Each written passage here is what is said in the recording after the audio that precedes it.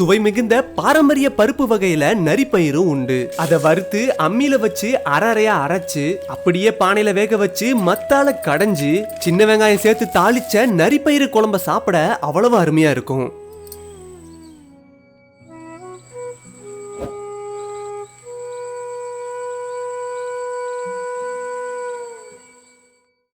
நரிப்பயிர் குழம்பு செய்ய தேவையான பொருட்களை இப்ப பாத்திரலாம். 1/2 கிலோ நரிப்பயிறு, 1 ஸ்பூன் மிளகு சீரகம், 7 தக்காளி, 150 கிராம் சின்ன வெங்காயம், 5 பச்சை மிளகாய், 1 பூண்டு.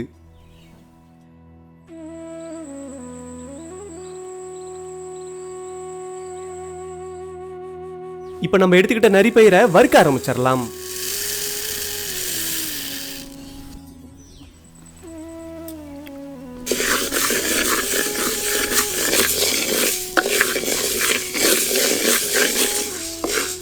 நரிப்பயிர் நல்லா நிறமாற வரைக்கும் நல்லா வறுத்துக்கிட்டாச்சு. இப்ப உடைக்கிறதுக்காக தனியா ஆற வச்சிடலாம்.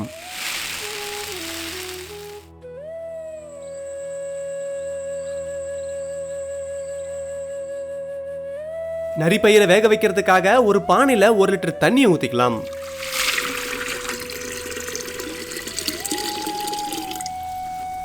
இப்ப நம்ம எடுத்து வச்சிருந்த பச்சை மிளகாய், மிளகு சீரகம், பூண்டு, தக்காளி, மஞ்சள் தூள் இதெல்லாம் சேர்த்து தண்ணியை கொதிக்கிறதுக்காக மூடி வச்சிடலாம்.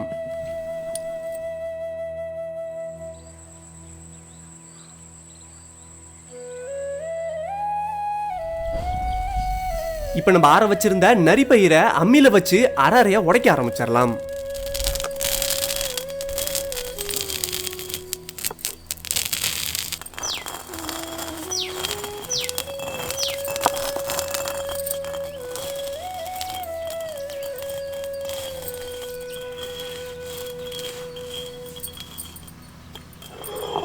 பருப்பை இந்த அளவுக்கு உடைச்சு எடுத்துக்கிட்டாலே போதுமானது.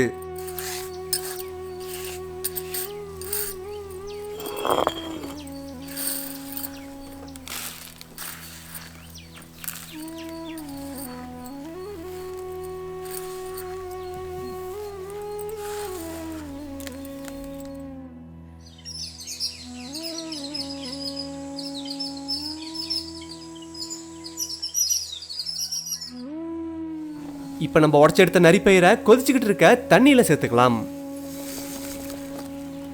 பொங்கி வராம இருக்க ஒரு தேக்கரண்டி கடலெண்ணெயை சேர்த்து கலக்கி விட்டுறலாம்.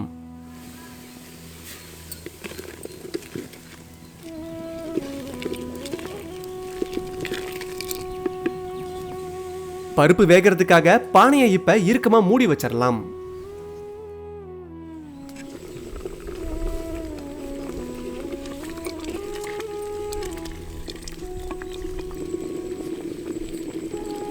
பருப்பு இப்ப நல்லா வெந்துருச்சு. இப்ப பருப்புல இருக்க தண்ணிய தனியா இருத்து வச்சுட்டு கொஞ்சம் கல்லுப்பு சேர்த்து மத்து போட்டு பருப்பை கடைய ஆரம்பிச்சிடலாம்.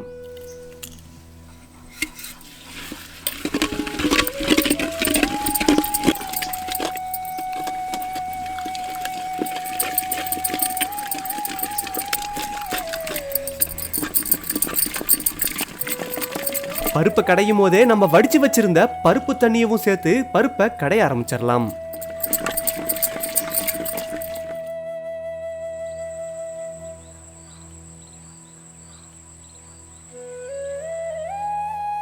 கடைஞ்சு வச்சிருந்த பருப்பை இப்ப தாளிக்கிறதுக்காக சட்டியில கொஞ்சம் எண்ணெயை ஊத்திக்கலாம். எண்ணெய் நல்லா சூடானதும் இப்ப கொஞ்சம் சீரகத்தை சேர்த்துக்கலாம்.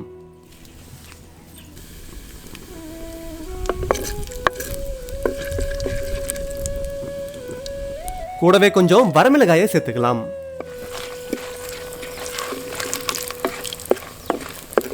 இப்ப கறிவேப்பிலையை சேர்த்துக்கலாம்.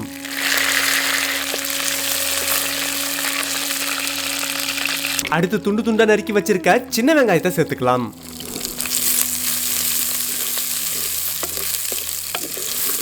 நம்ம சேர்த்துக்கிட்ட சின்ன வெங்காயம் இப்ப நல்லா வதங்கிடுச்சு. இப்ப நம்ம கடைஞ்சி வச்சிருந்த பருப்பை சேர்த்துக்கலாம்.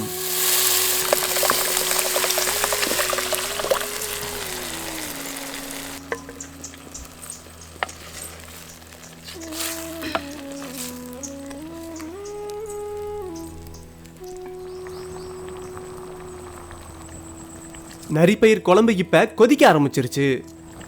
கொத்தமல்லி இலையை சேர்த்து இறக்கிடலாம்.